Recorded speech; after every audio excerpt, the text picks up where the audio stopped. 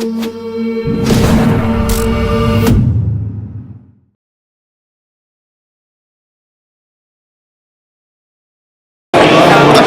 all, hi, my name is Yakeen Prabdial. I'm the Managing Director of Fifth9. We're a product company that builds blockchain solutions for businesses. So I'm here to talk about what is digital liquidity. And I guess you guys all know about tokenization, but if we just do a quick history through time, one of the things we've noticed is the blockchain economy has been superiorly volatile in the last year. I mean, 7 billion has been raised, more than 50% of this stuff has been washed away. However, in the last 2 months, we've seen ICOs start to resurrect themselves. 200 million has been raised on ICOs. And what we understand is that businesses are now looking for business value. So the emergence of digital barter is starting to take a toll, where more and more B2B use cases are starting to light up investors. And for us, we believe that tokenization is now going mainstream. Now, we all know that ICOs issue a token for investment. We're also familiar that STOs issue a token for an asset. And here are some of the big ICOs that have raised some serious capital in the last year. But what about intangible or potential value? What happens to those? Well, we've got something called a digital liquidity factory. What this is it has the ability to take fungible, non-fungible, tangible and non-tangible assets, tokenize and fractionalize them in a digital low friction environment through a marketplace to create digital barter. Liquidity for us is effectively converting a value class through a series of digital tokens and allowing them to be exchanged through an ecosystem for further asset classes.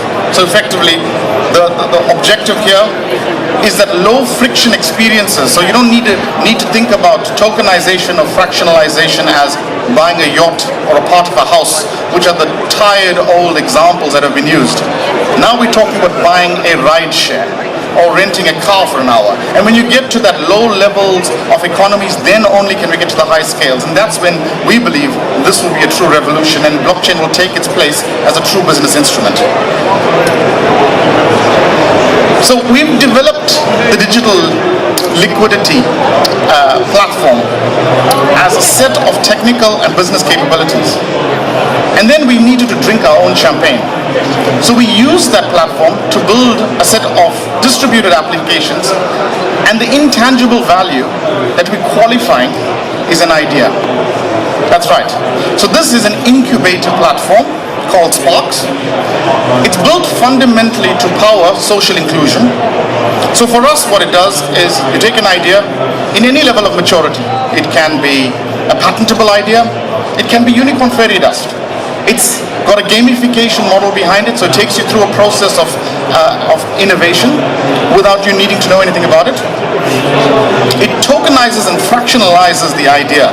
Effectively, each idea represents 100 idea tokens, and these tokens can be traded not for money, but for resources. I need a Java developer. I need space. I need compute. I need power. I can trade off my equity in my idea, which currently may not have any value, to build it. Effectively bootstrapping an innovation into the marketplace to become worth something. So we think this is a fully alternative to crowdfunding. We launched this in November. It was the first DApp to go live on the Aeon platform. So it's been live. It's in now revision 2.8. It is actually an ideation economy. It's a good example of how digital liquidity works.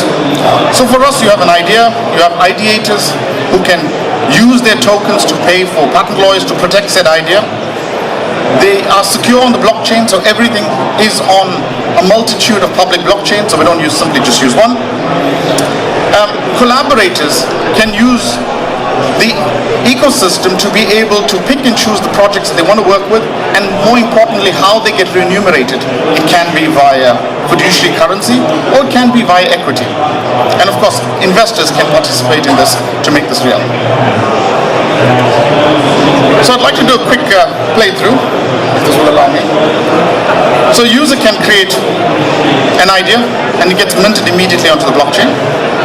As I said, the drop-down menus are hyper-casual.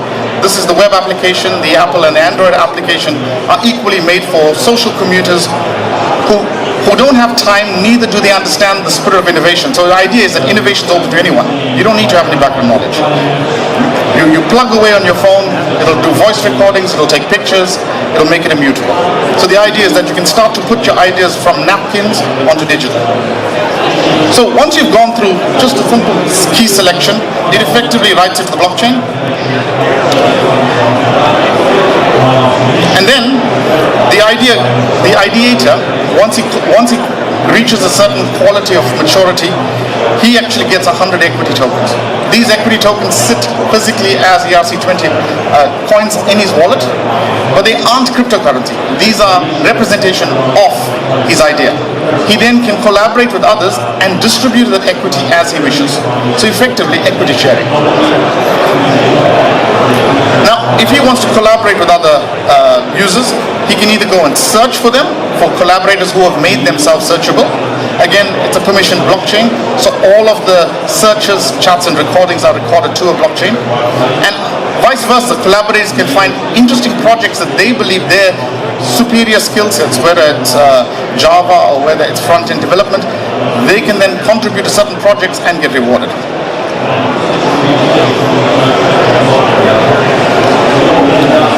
So when you request to collaborate, you can either request to be a volunteer, you can request that I want to be paid for in currency, or that I want to engage in a smart contract to actually start to negotiate how my value will be perceived.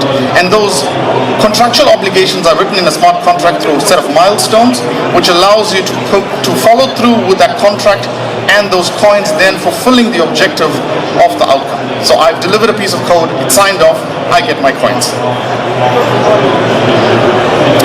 Now, further above that, we've also got concepts where these coins can then be sold on a marketplace. The ideas themselves can be sold on the marketplace, and collaborators and ideators together, who effectively form virtual teams, can approach investors. Now, Sparks is a real concept. It's a real product that is a true example of digital liquidity.